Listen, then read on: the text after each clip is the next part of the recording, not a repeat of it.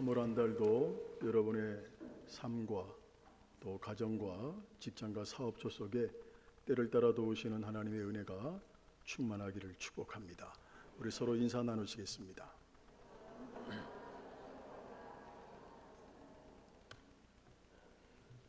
기도의 부흥, 말씀의 부흥, 섬김의 부흥, 선교의 부흥, 진천과 한국과 세계를 예수마을로 만들어가는 교회. 아멘. 아가서는 그 표현 양식이 혼례 노래죠. 혼례 노래이기 때문에 사랑에 대한 표현이 정말로 구체적으로 묘사되고 있다는 점 우리가 생각을 해야 됩니다. 만약 그런 전제, 그런 생각을 하지 않고 우리가 아가서를 보게 된다면 여기에 무슨 거룩한 영감이 깃들여 있단 말일까, 이런 의구심을 품을 수 있습니다. 하지만 혼례의 노래를 통해서 결국 드러내고자 하는 것은 하나님과 당신의 백성들과의 사랑, 아니면 그리스도와 그의 교회와의 사랑, 이걸 표현하는 것임을 우리가 알 수가 있어요.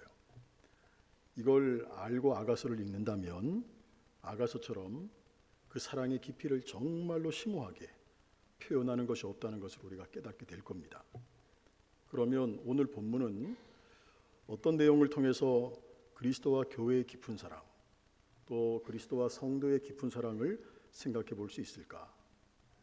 아가서 1장 2절로 6절은 신부가 신랑에 대해서 사랑을 표현하는 것을 알 수 있어요. 자, 여러분 본문을 보게 되면 말하는 사람이 남성일까요, 여성일까요? 자, 3절 보겠습니다. 내 기름이 향기로워 아름답고 내 이름이 쏟은 향기름 같으므로 처녀들이 너를 사랑하는구나. 자, 처녀들이 너를 사랑한다고 해요. 그러니까 너를 처녀들이 사랑한다 하는 것을 보면 분명히 말하는 사람이 신부인 걸 알 수 있죠. 또 4절 보겠습니다. 왕이 나를 그의 방으로 이끌어 들이시니. 아멘. 왕이 나를 그의 방으로 이끌어 들이시리니 라는 표현을 보면 이끌어 들임을 받는 신부 입장에서 이야기하는 것을 다시 한번 확인할 수 있어요. 이렇듯 말하는 사람이 여성인 것을 보면 결국 오늘 본문의 내용은 어떤 내용일까요? 신부가 신랑을 사랑하는 노래입니다. 결국은 뭐냐 하면 신부인 교회가 신랑인 예수 그리스도를 사랑하는 노래, 이렇게 말씀을 드릴 수 있어요. 할렐루야. 자, 이런 관점을 갖고 오늘 본문을 여러분들이 보시기를 바랍니다. 그러면 한층 더 새롭게 느껴질 줄로 믿습니다. 먼저 그리스도의 사랑을 간절히 구하고 있는 교회의 모습을 우리가 볼 수 있는데요. 자, 2절 보면, 2절 시작 부분을 보면, 시작을 보면 신부는 신랑에게 뭘 원하고 있죠? 입맞춤을 원하고 있어요. 내게 입맞추기를 원하니, 이건 굉장히 중요한 표현입니다. 자, 입맞춤은 사랑, 용서, 화합, 이런 의미를 갖고 있어요. 우리가 창세기를 보게 되면 이삭이 아들 에서에게 축복을 해요. 축복을 해줄 때 에서에게 가까이 와서 입을 맞출 것을 요구합니다. 자, 눈이 어두운 이삭은 이게 시력으로 야곱인지 에서인지 구분이 되지 않아요. 장자에게 축복을 하는 그런 풍습이 있는데 장자인 에서에게 축복을 하려고 하는데 목소리를 들어보니까 누굽니까? 야곱이에요. 야곱 같다. 그래서 확인하려는 차에 와서 내게 입을 맞추라 하고 이삭이 요구를 합니다. 그런데 이때 입맞춤을 요구한 것에는 정말로 또 하나의 큰 의미가 있어요. 왜 이삭은 입맞춤을 요구했을까? 그것은 장자에 대한 사랑의 표시였습니다. 장자에 대한. 여러분, 도망갔던 야곱이, 형 대신 축복을 받고 도망갔던 야곱이 먼 훗날 고향으로 돌아옵니다.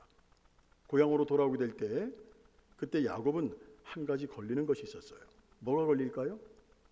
전에 형 에서를 속이고 대신 축복을 받았잖아. 그래서 형이 칼을 갈고 있다, 이를 갈고 있다, 이게 마음에 걸리는 거예요. 더구나 형이 지금 어떻습니까? 군사들 400명을 거느리고 자기에게 오고 있다는 거야. 그러니까 야곱이 얼마나 부담이 되겠어요. 그날 야곱은 야복강가에서 천사와 씨름합니다. 씨름한 후에 여러분들이 잘 알듯이 어디가 부러졌어요? 환도뼈. 그래서 그 다음날 다리를 절면서 형 에서를 만나러 야곱이 가게 됩니다. 어떻게 되었어요? 형한테 죽도록 맞았습니까? 걱정했던 것과는 다르게 에서가 먼저 달려와서 야곱을 끌어안고 입을 맞춰요. 이때 입을 맞추었다는 것은 이제까지의 모든 감정, 이제까지의 모든 일들은 잊고 야곱과 화합한다는 의미를 에서가 직접 보여준 겁니다. 자, 그런가 하면 이런 고귀한 입맞춤이 배반의 징표로 사용한 사람도 있어요. 누구죠? 가룟 유다입니다. 가룟 유다가 예수님께 입을 맞추죠. 자, 가룟 유다가 대제사장 무리에게 예수님을 얼마에 팔았습니까? 은 30이에요. 은 30을 받고 예수님을 팔 때 표시가 입맞추는 거예요. 자, 그런데 그럴 수 있었던 이유가 뭐냐면 입맞춤이란 가장 가까운 사람들이 서로를 인정하는, 서로를 신뢰하는 인사였기 때문에 가능했어요. 이처럼 입맞춤은 사랑, 평화, 화합의 상징이에요. 따라서 오늘 본문에서 내게 입맞추기를 원한다는 의미는 신부의 입장에서 신랑이 자신에게 입맞춰주기를 원한다는 거예요. 이것은 어떤 의미를 갖고 있느냐? 따라합니다. 신부가 신랑에게만 소속되고 하나 되기를 간절히 원하는 표현. 할렐루야. 자, 신부의 입장에서 신랑이 자신에게 입맞춰주기를 원한다는 것은 신부가 나는 신랑에게만 소속되기 원합니다, 신랑과 하나 되기 원합니다, 이런 갈망, 사모하는 표현이라는 거예요. 자, 신랑은 누구라고요? 그리스도입니다. 신부는 누굽니까? 교회입니다. 나예요. 나. 이거 우리 잘 알고 있잖아요. 그렇다면 오늘 본문의 표현은 신부인 교회가 신랑이신 예수 그리스도를 간절히 갈망하고 바라는 모습이라는 거예요. 할렐루야. 신부가 신랑의 사랑만 바라보는 것처럼 오늘 교회는, 성도는 예수 그리스도의 사랑만 바라봐야 된다는 거예요. 여러분, 교회가 그리스도가 아니라 다른 것을 바라보면 곤란하잖아요. 그건 사랑이 아니잖아요. 만약에 결혼하는 신랑 신부가 있어요. 근데 신부가 신랑의 집안만 보고 신랑이 갖고 있는 물질만 보고 능력만 보고 결혼한다면 그 결혼은 행복할 수가 없어요. 그런데 우리는 왜 예수 그리스도 그분 한 분만, 그분 자체를 바라보는 것이 아니라 왜 예수님을 믿으면 얻게 되는 것들을 우리가 바라보고 있을까? 여러분, 축복이라는 홀된 포장으로 우리의 진정한 사랑의 대상, 진정한 관심의 대상을 바꾸지 않기를 주님의 이름으로 축복합니다. 우리는 신부로서 오직 신랑이신 예수 그리스도의 사랑만 바라는 성도들이 되어야 된다는 거예요. 주시는 복들은 2차적인 것들입니다. 오직 신랑이신 예수 그리스도 한 분만으로 그분 자체로 기뻐할 줄 아는 성숙한 신부들이 될 수 있기를 주님의 이름으로 축원합니다. 그리고 본문을 통해서 깨닫는 거, 우리는 그리스도의 향기에 취하는 교회가 되어야 된다는 거예요. 3절 같이 읽어보겠습니다. 내 기름이 향기로워 아름답고 내 이름이 쏟은 향기름 같으므로 처녀들이 너를 사랑하는구나. 자, 신랑의 기름이 향기로워서 모든 처녀들이 전부 다 사랑한다는 거예요. 뭐 신부는 말할 것도 없겠죠. 여기서 우리가 생각해 볼 것은 신부는 다른 것이 아니라 오직 신랑의 향기에 심취되어 있다는 겁니다. 이것은 교인 우리가 오직 예수 그리스도에게만 심취되어야 한다는 걸 말씀하고 있는 거예요. 보다 구체적으로 교회인 우리가 그리스도의 향기에 빠져 있어야 된다는 거예요. 그리스도의 향기. 근데 여기서 한 가지 전제되는 것이 있어요. 그리스도의 향기를 직접 경험한 사람만이, 잘 들으세요, 예수 그리스도의 향기를 직접 경험한 사람만이 그리스도의 향기에 빠질 수 있다는 거예요. 이건 생각으로, 상상으로 되는 일이 아니에요. 예수 그리스도의 사랑이 무엇인지, 예수님이 누구인지 인격적으로 만나고 그분의 삶을 느껴보고 그분이 진정한 어떤 모습이었는지, 그분의 사역이 어떤 것이었는지, 이런 것들이 실제적으로 느껴지는 경험이 내 삶 속에 있어야 된다는 거예요. 한 발 더 나가서 예수 그리스도의 향기에 심취해 있는 사람은 그 사람에게서도 그리스도의 향기가 날 수밖에 없다는 겁니다. 우리 고린도후서, 바울이 한 얘기예요. 고린도후서 2장 14절 같이 한번 읽어봅니다. 항상 우리를 그리스도 안에서 이기게 하시고 우리로 말미암아 각처에서 그리스도를 아는 냄새를 나타내시는 하나님께 감사하노라. 자, 그리고 이어서 2장 15절 시작. 우리는 구원받는 자들에게나 망하는 자들에게나 하나님 앞에서 그리스도의 향기니. 자, 우리가 뭐라는 거예요? 그리스도 향기라는 거예요. 옆에 분 한번 냄새 맡아보세요. 그리스도 향기가 나나?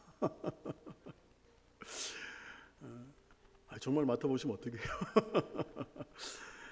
성도 여러분, 그리스도의 향기에 취한 사람에게서 역시 그리스도의 향기가 나게 되어 있다는 거예요. 장미 좋아하시는 분들 계시죠? 장미를 좋아하는 분은 어떻습니까? 장미를 가까이 하겠죠. 그리고 사람들을 만나러 갈 때 향수를 뿌려도 장미향을 뿌립니다. 그래서 그 사람은 어디를 가든지 다른 사람에게 장미향기를 풍길 수밖에 없습니다. 마찬가지예요. 그리스도를 사랑하는 성도들에게는 다른 향기가 아니라 바로 그리스도 향기가 나타나야 된다는 거예요. 그럼 그리스도 향기가 뭘까? 아니, 그리스도 향기가 뭐죠? 뭘까요? 그리스도 향기가. 그리스도 향기는 여러 가지로 우리가 해석을 할 수가 있고 정의를 내릴 수가 있는데, 그리스도 향기는 가난한 사람들에게 사랑을 베푸는 거예요. 이게 그리스도 향기예요. 그리스도 향기는 소외된 사람들에게 관심을 베푸는 겁니다. 그리스도의 향기는 기후와 음식이 맞지 않는 곳에서 생명을 걸고 주님 나라 세워가는 선교사님들의 사역, 기도로 동참하고 물질로 동참하고 섬기는 겁니다. 이게 그리스도의 향기예요. 그런데 우리의 모습은 어떻습니까? 부유한 것만 추구하죠. 부유한 것만 추구하는 데서 과연 그리스도의 향기가 풍겨나올까? 주님은 사랑하는 마음이 없어요. 그런데 어떤 외형적인 부분들, 성공만 추구하는 데서 과연 그리스도의 향기가 풍겨나올까? 어느새 여러분들 혹시 신앙생활 하시다가 처음 예수님 만났을 때 그 감격 한번 느껴보려고 그때로 이렇게 돌아가 보는 그런 기억들이 있나요? 그런 시간들을 가끔 가집니까? 내가 예수님 처음 만났을 때 얼마나 설렜어요. 얼마나 감격스러웠어요. 그저 예수님 한 분만으로 만족하고 다른 거 없어도 예수님만 있으면 저는 삽니다. 예수님 한 분만으로 만족할 수 있습니다. 여러분, 예수님 처음 만났을 때 그랬잖아요. 예수님 처음 만났을 때 나의 순수한 모습들, 향기를 드러냈던 그 모습, 세월이 흘리면서 세상에 치이고 사람들에게 치이고 사느라고 분주해서 그 모습과 향기는 온데간데 없어졌네. 여러분, 사실은요, 없어진 것이 아니라 가라앉아 있는 거예요. 그럼 뭐가 필요할까? 회복이 필요하죠. 회복.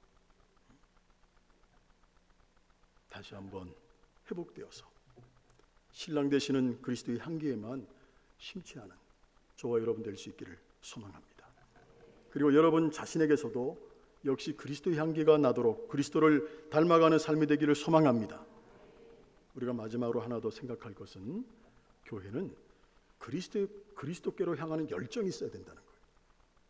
자, 사랑은요 절대 일방적으로 이루어지지 않아요. 서로 함께 사랑해야 사랑이 완성되는 거예요.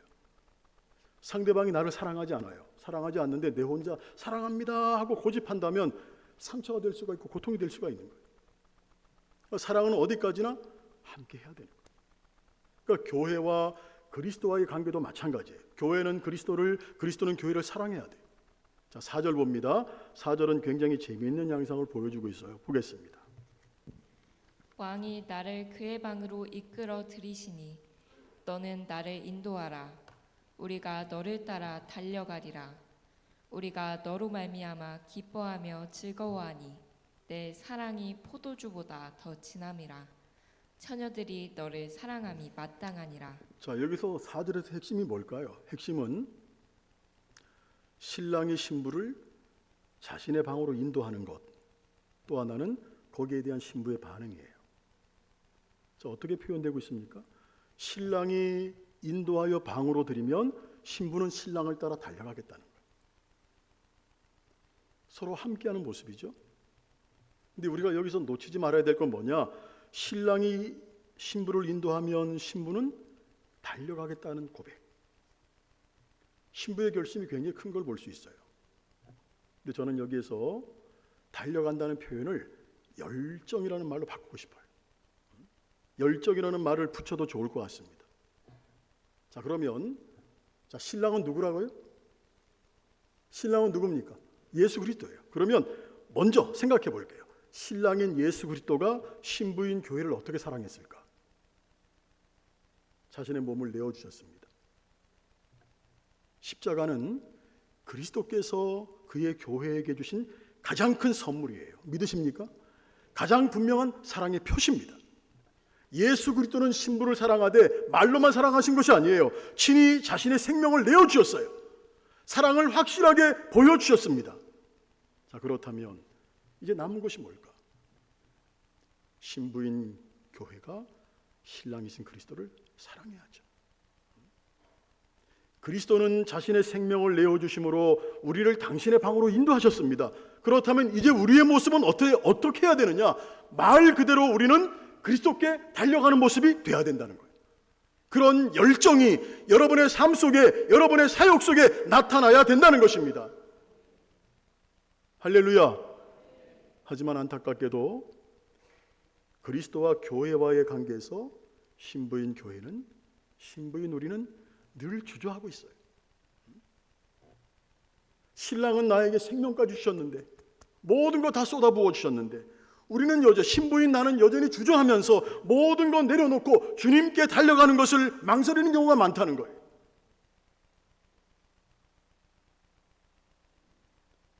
그리스도는 정말로 우리를, 나를 사랑하시는데 우리는 그렇지 못하죠.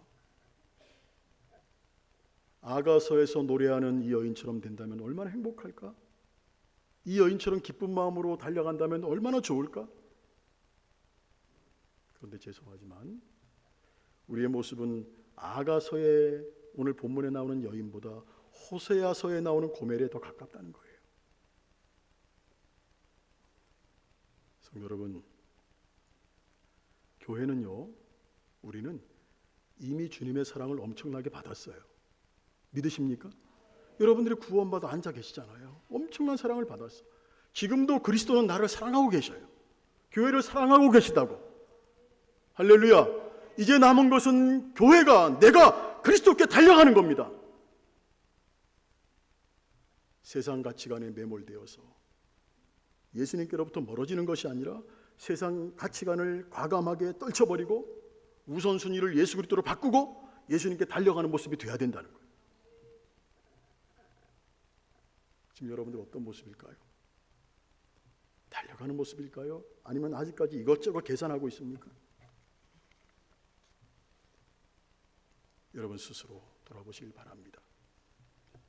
그리고 교회는 그리스도를 위해서 상처도 받아들여야 된다는 거예요. 이제 좀 조심스러운 부분인데 5절 보겠습니다.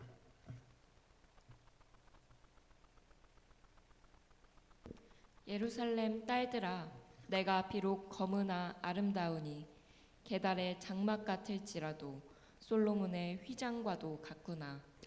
내가 비록 검으나 이렇게 표현하는 말이 나와요. 그리고 신부가 이렇게 검게 된 이유가 6절에 나옵니다. 왜 검게 되었죠? 원래부터 검었던 것이 아니라 햇볕에 그을려서, 6절 좀 띄워주시겠어요? 햇볕에 그을려서 거무스름해졌다는 거예요. 또 그녀의 어머니의 아들들이 그녀를 포도원지기로 삼았다는 겁니다. 이 말은 어떤 시기나 모함을 받아서 포도원지기로 고생을 했다는 거죠. 그러니까 햇볕에 장시간 노출되며 일하다 보니까 피부가 어떻게 된 거예요? 검게 그슬려진 거야. 그런데 신부는 자신 있게 이야기하고 있어요. 5절 보겠습니다. 내가 비록 검으나 어떻다는 거야? 아름다우니 게달의 장막 같을지라도 솔로몬의 휘장과도 같구나. 비록 겉모양은 볼품이 없이 벗어졌지만 내면은 그렇지 않다고, 아름답다고 자신 있게 말하고 있다는 거예요. 이건 뭐를 의미합니까? 교회가 세상으로부터 받는 조롱, 핍박받는 것을 이야기합니다. 여러분, 세상은 교회를 싫어해요. 요한복음 보십시오. 괜히 싫어해요. 그래서 핍박합니다. 조롱합니다. 중요한 것은 이런 핍박을 잘 감당하는 교회가 돼야 된다는 거예요. 핍박과 시련과 조롱이 있을 때 넘어지고 무너지면 교회다운 교회, 성도다운 성도가 될 수 없습니다. 비록 어려움으로 인해서, 핍박으로 인해서 겉으로 드러나는 모습은 초라해질지라도 내면은 신앙의 아름다움이 넘쳐나야 된다는 거예요. 오늘 여러분들의 신앙이 그렇게 되기를 축복합니다. 고린도후서 4장 16절 같이 읽겠습니다. 시작. 그러므로 우리가 낙심하지 아니하노니 우리의 겉사람은 낡아지나 우리의 속사람은 날로 새로워지도다. 자, 우리의 겉사람은 낡아져. 근데 속사람은 매일매일 새로워져야지. 이게 얼마나 귀중한 말씀이에요. 시련과 환난이 와도 믿음으로 이겨내는 사람들은 겉사람은 볼품이 없어져도 속사람은 날마다 새로워지는 거예요. 오늘 진천교회 출입하는 모든 성도들이 그런 모습이 되기를 소망합니다. 주님을 사랑하고 주님을 따름으로 인해서 고난이 있을 때 그 고난을 감당함으로 오히려 더 성숙한 존재, 빛나는 존재가 돼야죠. 여러분, 교회로서 당하는 어려움이 있습니까? 오늘 본문에 나오는 신부처럼 자신의 겉모습은 거무스름하지만 아름답다고 이야기하는 소리를 들으시길 바랍니다. 속은 아름다워지는 모습이 되시기를 소망합니다. 오늘 말씀은 신부인 교회가 신랑인 그리스도에 대해서 노래하는 내용입니다. 그리스도의 사랑을 간절히 구하는 교회가 되시기를 소망합니다. 그리스도의 향기에만 취하는 교회가 되기를 소망합니다. 그리스도를 향해서 열정을 갖는 교회가 되길 바랍니다. 그리고 그리스도 때문에 당하는 어려움을 넉넉히 이김으로 속사람이 아름다워지는 교회가 되기를 소망합니다. 주님은 이런 교회를 사랑하십니다. 이런 성도를 사랑하십니다. 우리 진천감리교회가 이런 교회가 되고 여러분들이 이런 성도가 되어서 따라합니다. 주님의 기쁨. 저는 그 말 너무 좋아요. 주님의 기쁨이 다 되시기를 주님의 이름으로 축원합니다. 네, 기도하겠습니다.